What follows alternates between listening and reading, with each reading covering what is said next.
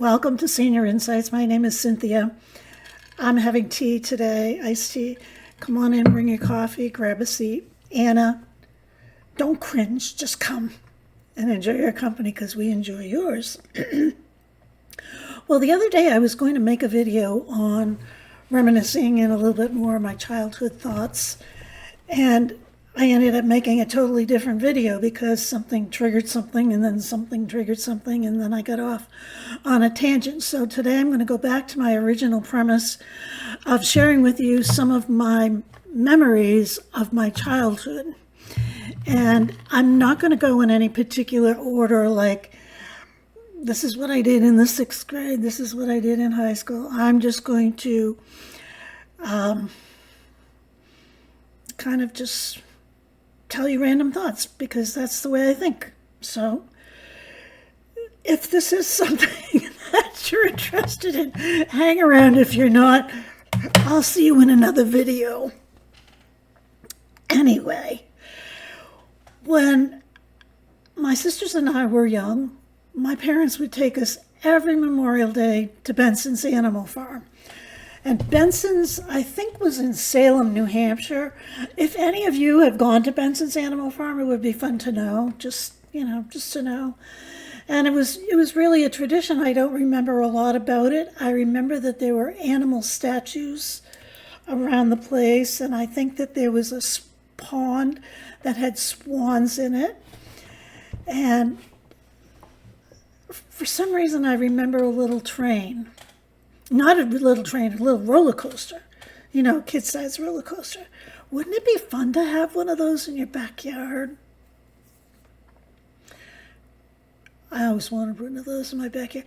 The other thing I always wanted, there are a lot of railroad enthusiasts out there. The model train things like Lionel and stuff. A lot of people used to, I don't know if they still do, have models of railroads in their yards. Not the small ones that you would have like in your basement in a model train room, but they convert their whole yard or a section of their yard into a train ride. Not a train ride. A bigger set of trains that rides through. I don't think they can fit a person, but there probably are some that do. So how did I get off on that when I was reminiscing about Benson's Animal Farm? Well, hang in there with me because I'll probably do it again. Don't hold it against me, please. One of the other things we used to do, and I don't know if it was a tradition or if it was just an occasional thing, maybe a summer trip or something, but we'd go to Whalen Park. And Whalen Park was an amusement park. Whalen was in Lunenburg, Massachusetts. And that was a fun time. I remember the fun house at Whalen Park was kind of scary to me. I remember the fun house had the barrel that you went in and you tried to walk so you could go upside down. I don't think I ever did that. And then they had the funny mirrors that made you funny shapes. And I remember wooden slides, and I liked the wooden slides. You had to use a burlap bag to go down the slide because otherwise you'd get a friction burn. But those were fun, and they weren't too wild or anything. What else about the fun house, walking across a wiggly bridge, dark spots, dark areas? I don't remember a heck of a lot more than that. But I do remember I enjoyed it, and it was fun. Another thing I remember about Whalen Park is they had swings. And they had, those ones on chains, and as the ride goes, they go out and up. Well, I never liked those. I don't like going around and around, for one thing. It makes me dizzy. But I think it went over water, and I didn't like that. It was kind of scary. So I don't think that I ever went on that. But that's another thing. And then I remember the Dodgem cars. Do you remember those? I liked those. You remember the sparks on the ceiling? So that was kind of fun. What else? tilt-a-whirl. I don't think I like the tilt-a-whirl, but I was thinking of some other thing that you would turn the wheel around and around. I don't know what it was. Who knows? I don't even remember what I ate for lunch. How can I remember what ride I went on 100 years ago? But I'm trying to think of other things. Kids, we used to go, my parents used to take us to this small, it was a small beach in Townsend, Massachusetts, and it was a sand beach. Tons of people used to go swimming there. And I particularly remember having picnics there, and my aunt and uncle, they were very much into playing with the kids. They were the aunt and uncle that would get on the floats with you, that would do things with you that maybe your parents wouldn't do. And they were also younger than my parents were a little bit. So I remember that. I remember traveling. My mother always traveled with a glass jar full of soapy water. I wonder if my sisters remember that. They were younger than me, so they might not. And the car that had a hole in the floor. Yeah, it did. It was all rusty, and you could see the road. How cool is that for a kid? You could stick your leg in there and get sucked down to the road and die a slow, torturous death. Anyway, what else? Peeing on the side of the road. Doesn't every kid need to have, I have to go to the bathroom. I have to pee-pee. So what do? You pull over the side of the road, you open the front door, the back door, and pee. My dad used to take us blueberry picking, or he took me. I don't actually remember my sisters. Like I said, I was older than two of them, significantly older, and the other one was 3 years younger than me, so depending on how old I was, and since I can't remember, I can't tell you. But I remembered picking blueberries with him on the side of the road, and we would pick tons of them. And I often wonder, are those blueberries still there? Do people actually go and pick blueberries on the side of the road anymore? Somehow I don't think so, but we did. Other place we used to go to Hampton Beach in Hampton, New Hampshire. It was, well, nowadays it's only about a 50-minute to an hour ride from the town that I lived in, but then it wasn't, speedy highways. And so we would go the back way, and we would always have a picnic, stop on the way back. We could always bring our friends if we wanted to. At least I could. I remember my friend Donna, and I haven't thought of her since I just said that Hampton Beach.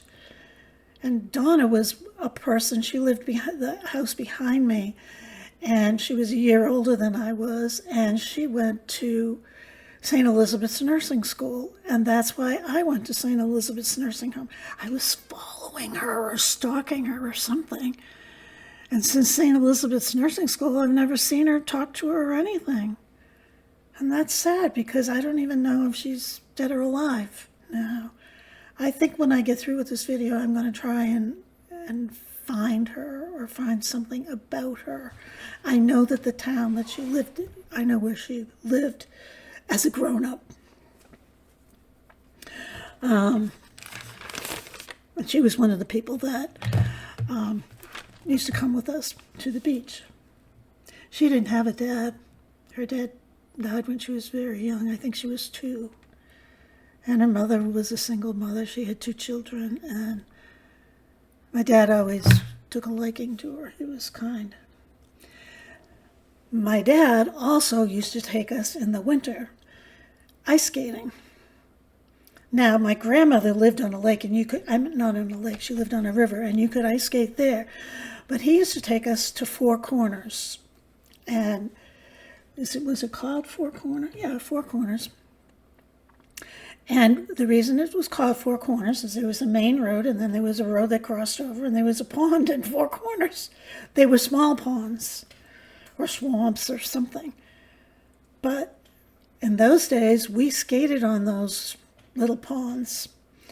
And then we would come home, and he would make us hot chocolate. And once again, that was another thing that we brought. We were able to bring friends with.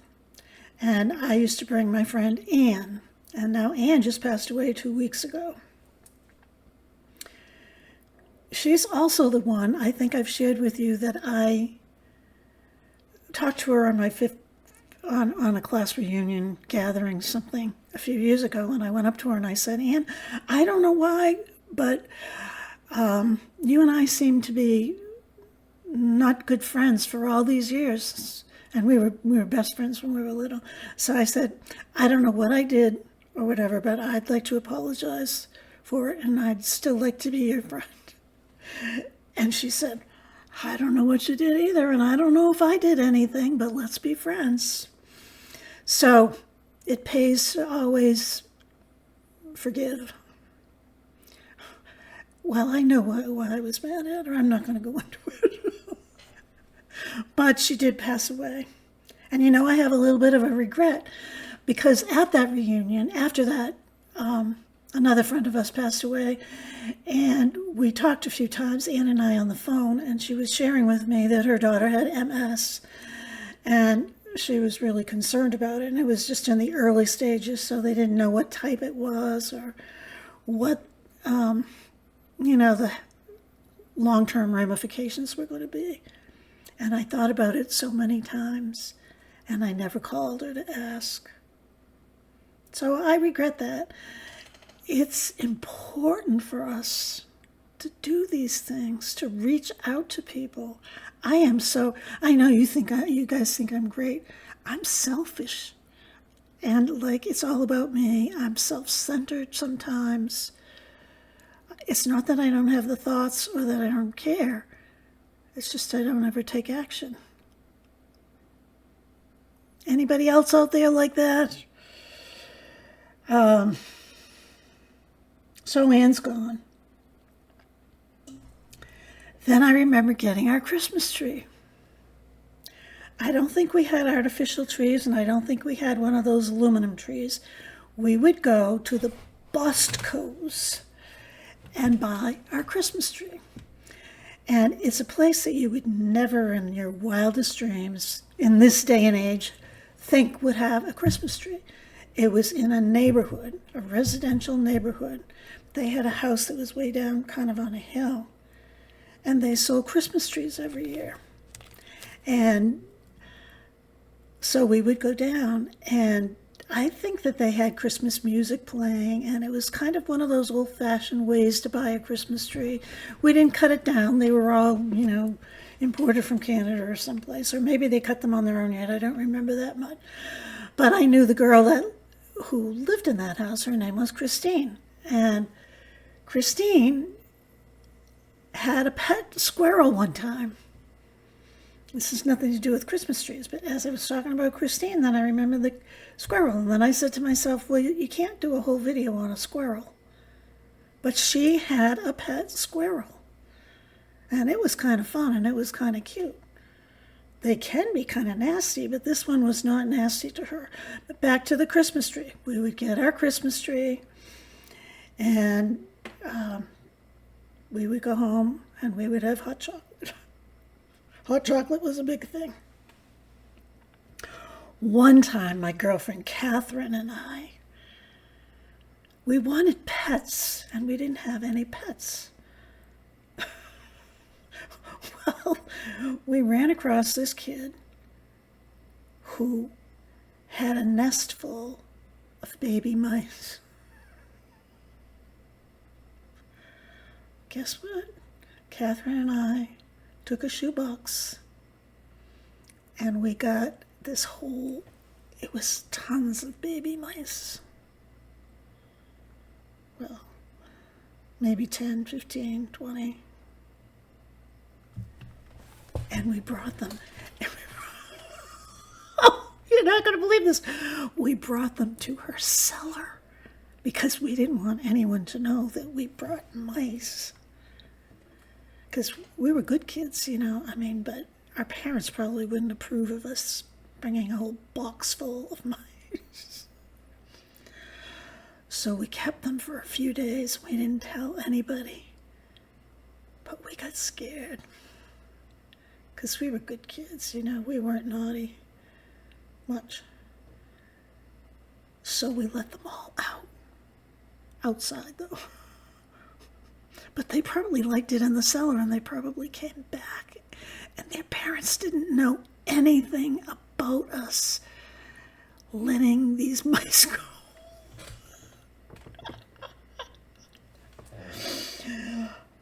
Do you remember, I don't know, well, like I said, I lived in a neighborhood, and they didn't pave the roads like we have now with hot top. They used to spread sand, and then they came by with an oil truck and spread oil all over it, all over the sand. And then they would put these warning lights at the end of whatever part of road that they did. Do you remember those black, like cannonballs almost? I don't know what they called them, but they were flames in this ball, and it had fuel, tar or something that was smelling. I can still smell the way those roads smelled, the way the car sounded when it went over it with all the dirt and sand splashing up onto the sides of the car, and all the tar that stuck to the car. Does anyone remember that kind of stuff?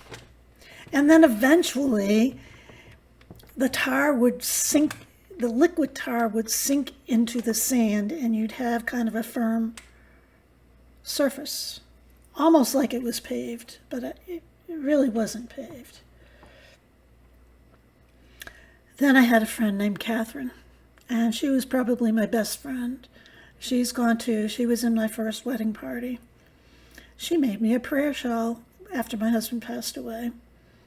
And she sent me this book, The Life of a Chicken. It was actually a Zen book on, meditating on, I don't know. I read the book, and I liked it. But it's not something you go back for the story again.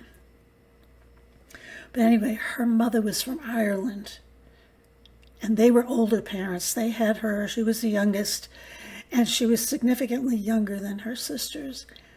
But her mother had both of her parents had that thick Irish brogue. Anytime you went into their house, you sat down with tea and cookies. It was so cool. That didn't happen in my house. But it was kind of neat. Did anyone have a neighbor or a friend or a neighbor's mother who used to do that with kids who most adults don't think deserve to have tea and cookies? You know what I'm saying? So it was kind of neat. Here's another thing. Did any of you go on retreats? Maybe you go on retreats now, but did you ever as a child? I did. As I told you, I am a Catholic. Not a very faithful Catholic, I'm ashamed to say.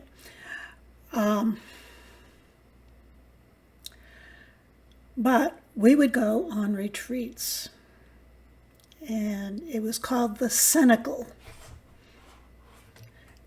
And I don't know what the order of nuns was that ran the Cenacle, but they were neat. They had really neat habits, and they were very holy. And the Cenacle radiated the Holy Spirit. I mean, it was just a beautiful place. It was an old mansion that belonged to a wealthy family many years ago, and the nuns, or they donated it to the nuns, I'm not sure which, but it was just gorgeous, that old woodwork, tons of bedrooms, tons. I don't remember the bathroom situation, but I don't know if the nuns built this chapel, but there was this absolutely gorgeous, gorgeous chapel with the stained glass windows on the whole one outside wall and the stained glass windows on the inside of the house. This was in the house. And I visualize it as being very big, but it probably wasn't. It probably seems that way because I was a kid. And the stained glass windows that were inside the house were also one of the walls of the dining room for the cenacle. And I remember they had a table with all the prayer cards and, all the little leaflets and stuff. And I used to love to collect all those. And they had silent hours and prayer times. And they had another house that was on this property called the Villa. And one time I went and I was a governess. I couldn't tell you how old I was. But I had to go and check on the kids and make sure they were okay. But anyway, this property it was on was absolutely gorgeous. It was well manicured. There were several swimming pools on the property, but of course when the nuns took it over, they had all the swimming pools filled in with dirt, and they had beautiful gardens in the swimming pools. They had an outside Stations of the Cross, and it was just a really nice, holy, spiritual place to be. Do any of you have one of those places that you remember? This was called the Cenacle. I wish I knew the name of the nuns. You would think I would know because I wanted to be a nun. Did I tell you that? I didn't want to be that kind of nun, whatever kind of nun that was. I didn't know what kind of nun I wanted to be, so I had pen pals all over the world of nuns. And in those days, there wasn't the internet, and they couldn't solicit you, with an email. So they all were my pen pals when I inquired about their, what do you call them? Not community, their, I don't know, you'll tell me. Because I wanted to learn what they did.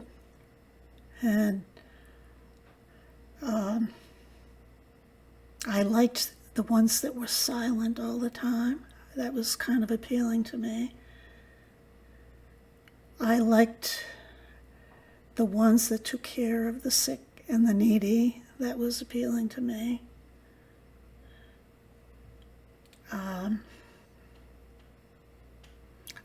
liked the whole concept of poverty, chastity, and obedience. I'll tell you what, though. Once the hormones started to flow, well, one of those vows was not, I didn't act on it, but I knew, I don't think so. So anyway, that's the story about me and being a nun. And I told you, Sister Mary William, my 8th grade nun, knew or thought she knew that I had a vocation, and she put a hex on me. She told me that if I didn't follow through on my my vocation, that I would not have a happy life. A lot of ways she was true. Some ways she was wrong. Look at how happy I am now.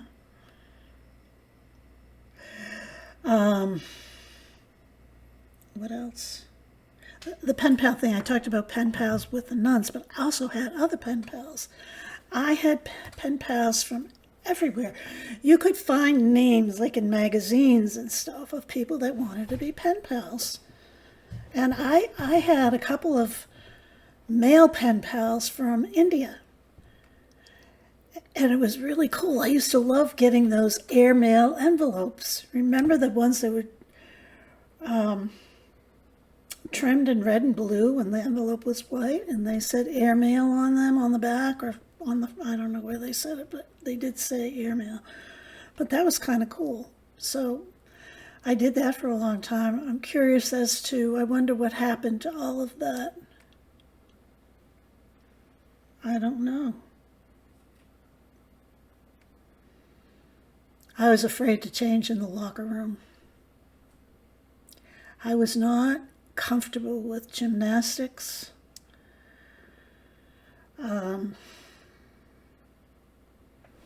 My body. I didn't have gender identity questions, trust me. But I was just shy, bashful. I was afraid to even change into my gym clothes in a cubicle because they had a curtain on it, not a locked door. Well, I got over that as an adult too. Someday I'll talk about it. I told you. Never mind, I'm not going to say another word. You're going to unsubscribe. Do you remember the Harlem Globetrotters? They used to come to our gymnasium. It must have been a fundraiser of some sort or whatever. I used to love them. I thought they were so cool, and how could they do all those things? And, they came several times, and I went several times. But then it's funny, I went as an adult many, many years after my other experiences with the Harlem Globe, and I thought it was the hokiest thing.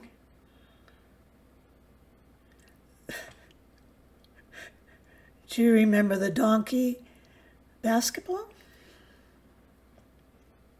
Well, I thought that was I wasn't even sure if I was remembering it correctly, but yes, I was. I looked it up, and they're still doing donkey basketball. There is actually places where you can book a fundraiser for the donkeys.